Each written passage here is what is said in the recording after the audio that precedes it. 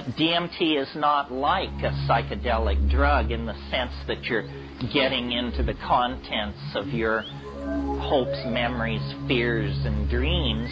It's much more like a parallel continuum. It's much more as though you've broken through to some alien data space. One of the most puzzling things about DMT is it does not affect your mind. You know, it simply replaces the world 100% with something completely unexpected. But your relationship to that unexpected thing is not one of exaggerated fear or exaggerated acceptance, as in, oh great, the world has just been replaced by elf machinery. Your reaction is exactly what it would be if it happened to you without DMT. You're appalled. You say, you know, what happened? Because you don't feel your mind moving. You just see that the world has been replaced by something that you could not have even conceived of or imagined before. And these entities, these things which look like, you know, self-dribbling jeweled basketballs, something that the NBA might take an interest in, you see them, and they present themselves to you. They use language to condense visible objects out of the air. Now, I don't know why they're doing that. I mean, perhaps on one level I assume that they're trying to teach you to do that.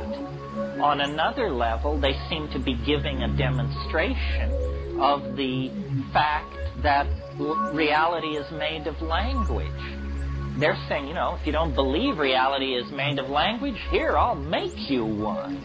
And then blibbledy-blibbledy-blip, and there it is, and they hand it to you to be passed around in, you know, slack-jawed amazement among the human beings. This technology that they possess of these objects made of gold and emerald and chalcedony and agate that are morphing themselves even as you look at them are, you know, technological dream come true. I mean, the lapis as elf excrescence or something like that. And why they're there, I don't know. And, you know, many, many questions. Where are they when you're not stoned? You know, do they have an autonomous existence somewhere? Or do they spring into existence a microsecond before you encounter them? Are they rooted in the dynamics of your psyche? Or are they no more rooted in the dynamics of your psyche than the World Trade Center? It's not clear. I mean, I think I mentioned at some point, just briefly, that the archetype of DMT is the circus.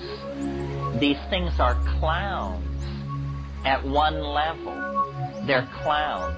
I mean, when you think of the circus, it's a very complex archetype. The circus is for children.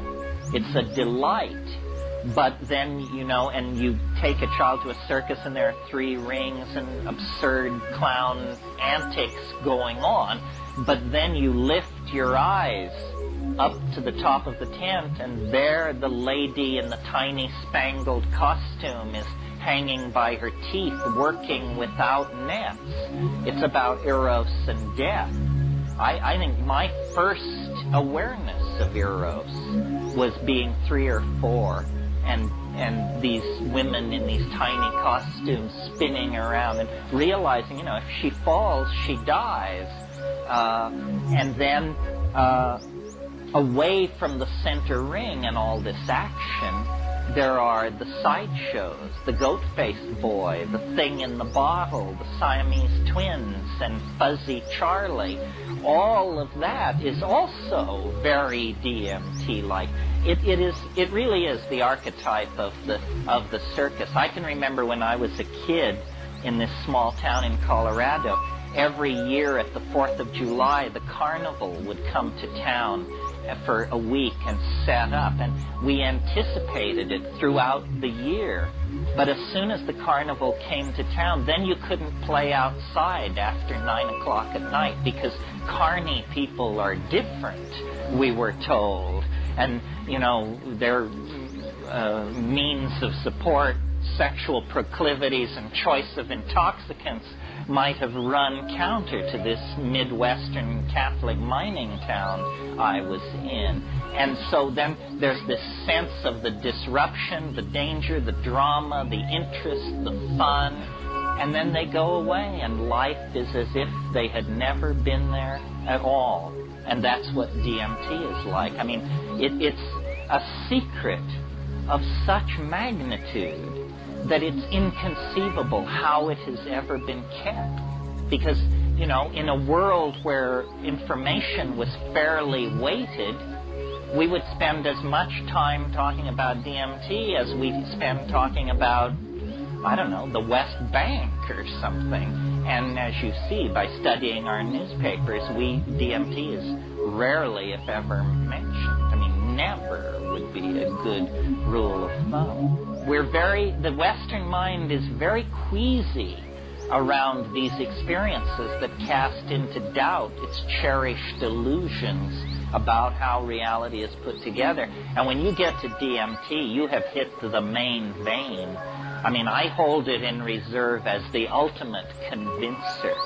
I mean, that's for there are these people running around, you know, who say, oh, you people who are into drugs, give me a good branch whiskey and a little TV. I think you're deluding yourself. Say, do you? Well, have you got 5 minutes to invest in this proposition, my cheerful friend? Because if you do, have I got news for you.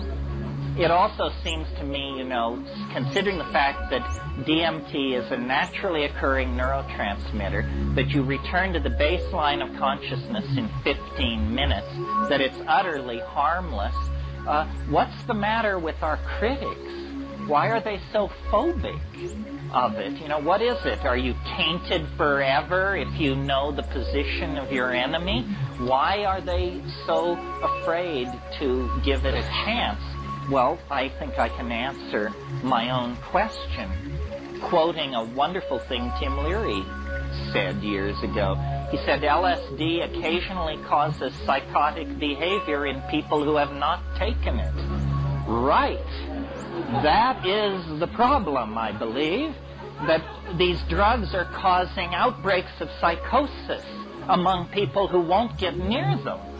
And they are turned into frightened, paranoid order freaks reaching for, extra-legal and extra-constitutional means to make your life hell. Obviously, their minds have been severely bent by the absence of this drug.